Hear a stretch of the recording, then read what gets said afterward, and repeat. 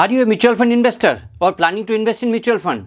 Before going to take investment decisions, you should know the 10 common mistakes while investing in mutual funds. If you want to be a successful investor, আপনি যদি successful investor হতে চান, এই ভিডিওটি আপনার জন্য।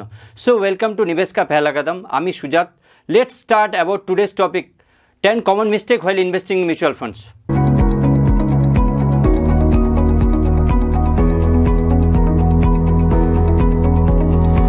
So first point is waiting for the perfect time to start investing. আমরা সব সময় মনে করি যে কোন সময়টা পারফেক্ট টাইম হবে। অনেক ক্লায়েন্টস আমাকে ফোন করে, আমি কি এখন ইনভেস্টমেন্ট চালু করব, আমি এসআইপি চালু করতে যাচ্ছি, এখন কি চালু করব। আমি সবসময় একটাই কথা বলি, বছরে 365 days is a perfect time. মানে 365 দিনে আপনি ইনভেস্টমেন্ট করতে পারবেন আপনি যদি এসআইপিতে ইনভেস্টমেন্ট করেন। আপনি লং টার্ম ইনভেস্টমেন্ট করছেন, যদি এসআইপির মাধ্যমে ইনভেস্টমেন্ট করেন 365 এভরিডে আপনি যে কোনো দিন চাইলে চালু করতে পারেন এসআইপি। আমরা মনে করি যারা রেগুলার ইনভেস্টমেন্ট করছে পারফেক্ট টাইম বলে কিছু হয় না, everyday is a perfect time.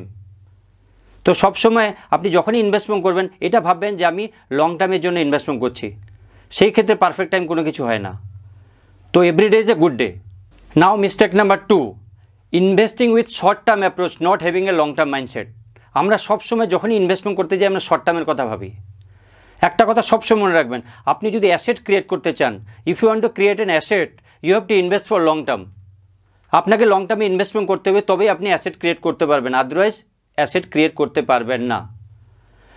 Long term ইনভেস্টমেন্টের সব থেকে বড় বেনিফিটস হচ্ছে কম্পাউন্ডিং। কম্পাউন্ডিংয়ে বেনিফিট পেতে গেলে আপনাকে লং টার্মে ইনভেস্টমেন্ট করতে হবে, আদারওয়াইজ কম্পাউন্ডিংয়ে বেনিফিট পাবেন না। Now mistake number 3 and 4, reacting to short term market fluctuation and selling investment in bear market. আমরা সবসময় বিয়ার মার্কেটে প্যানিক সেলিং করি। আমাদের কি করা উচিত? বিয়ার মার্কেটে এডিশনাল বাই করা উচিত বা পারচেস করা উচিত, অ্যান্ড বুল মার্কেটে সেল করা উচিত। আমরা কি করি? তার অপোজিট করি। বিয়ার মার্কেট আমাদেরকে একটা অপরচুনিটি দেয় যে আমার এক্সিস্টিং ইনভেস্টমেন্টকে অ্যাভারেজ আউট করার জন্য, মানে আমরা এডিশনাল পারচেস করে আমার এক্সিস্টিং ইনভেস্টমেন্টকে অ্যাভারেজ আউট করতে পারি। কিন্তু এটা আমরা করি না। আমরা কী করি? প্যানিক সেলিং করে আমার যে নোশনাল লস আছে সেই নোশনাল লসকে আমরা অ্যাকচুয়াল লসে কনভার্ট করি। Market fluctuation is temporary. সবসময় রাখবেন market fluctuation is temporary, growth is permanent. তো আমাদের সবসময় ফোকাস করা উচিত গোলের উপর। আমাদের যে গোল আছে সেই গোলের উপর আমাদের ফোকাস করা উচিত, not in market fluctuation, short term market fluctuation. মার্কেটের নেচারই হচ্ছে আপস অ্যান্ড ডাউন, সেটা নেচার তার।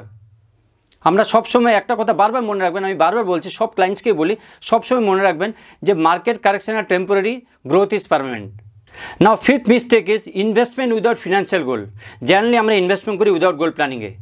তো every investment must be linked with a specific goal. If your investment not linked to a goal, it is as good as not investing at all. যদি আপনার investment কোনো গোলের সাথে link না থাকে ওটাকে ইনভেস্টমেন্টই বলা যায় না। So we should invest best on goal planning, like short term goal planning, medium term goal planning, long term goal planning. Short টার্মের মধ্যে যখনই আসে তখন প্রথম প্রায়োরিটি থাকে emergency fund. Medium term like buying a luxury car. তারপর normally আমরা যখনই হাউস বিল্ডিং লোন নিই তার যে ডাউন পেমেন্ট সেটা মিডিয়াম টার্ম গোল প্ল্যানিংয়ের মধ্যে পড়ছে। হ্যাঁ, লং টার্মের মধ্যে কী পড়ছে? লং টার্ম হচ্ছে চাইল্ড এডুকেশন, চাইল্ড ম্যারেজ। সব থেকে মোস্ট ইম্পর্টেন্ট লং টার্ম হচ্ছে সেটা হচ্ছে রিটায়ারমেন্ট প্ল্যানিং। রিটায়ারমেন্ট প্ল্যানিং হচ্ছে লং টার্ম গোল প্ল্যানিংয়ের মধ্যে। সো প্রত্যেকটা ইনভেস্টমেন্টকে আমাদের গোলের সাথে লিঙ্ক করা উচিত। Now six mistakes is not doing proper asset allocation. What is asset allocation? Asset allocation is the process for diversifying your investment for reducing your risk. Asset allocation is the top priority for successful investor. যখনই আমরা asset allocation করব তখন সব থেকে বেশি ধ্যান দিতে হবে, আমাদেরকে লক্ষ্য রাখতে হবে গোল ডিউরেশন অ্যান্ড রিস্ক অ্যাপেটাইটের উপর। এবার অ্যাসেট বলতে কী কী বোঝাচ্ছে? অ্যাসেট বলতে আমরা ইকুইটিকে বুঝাই, অ্যাসেট বলতে আমরা ডেটকে বুঝাই, অ্যাসেট বলতে আমরা গোল্ডকে বুঝাই।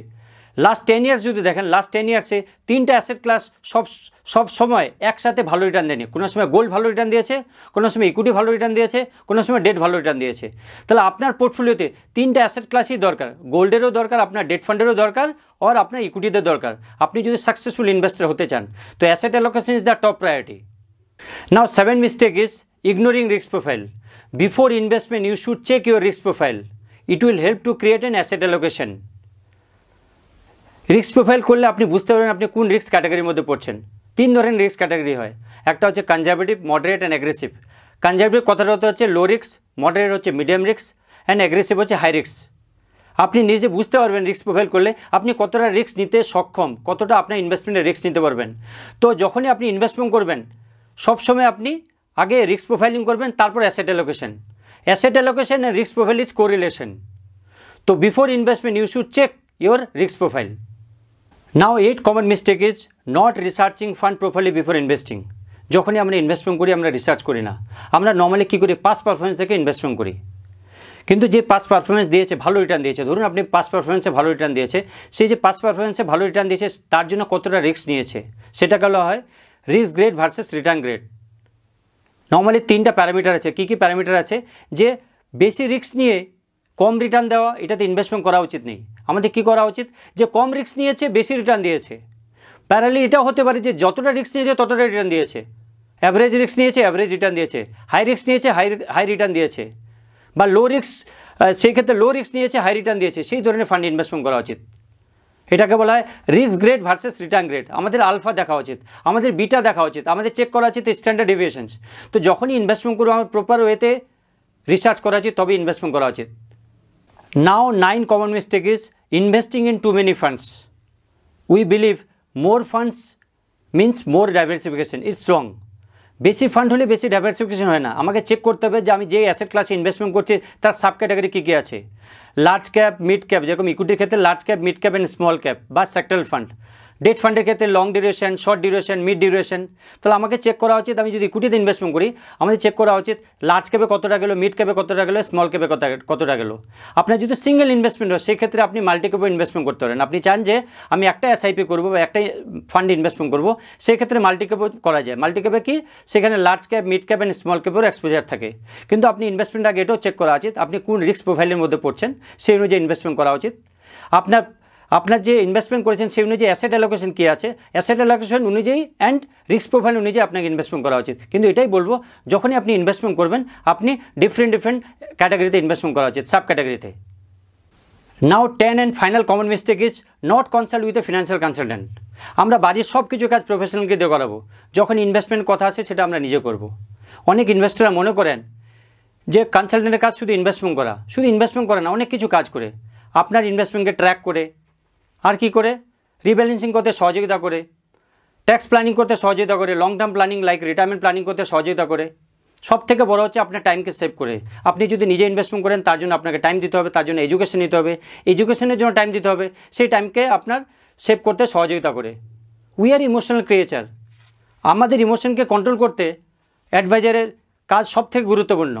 So that's why we need a advisor. Let's understand about this video with one line. Start your investment on regular basis for long term with goal planning and proper asset allocation according to your risk profile. Finally, if you don't have sufficient time and knowledge, do not forget to consult with financial consultant. Thank you for watching this video.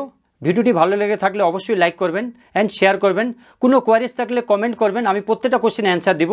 And kindly এই চ্যানেলকে subscribe করতে একদম ভুলবেন না। Bell icon অবশ্যই press করবেন পরবর্তী video notification পাওয়ার জন্য। Thank you.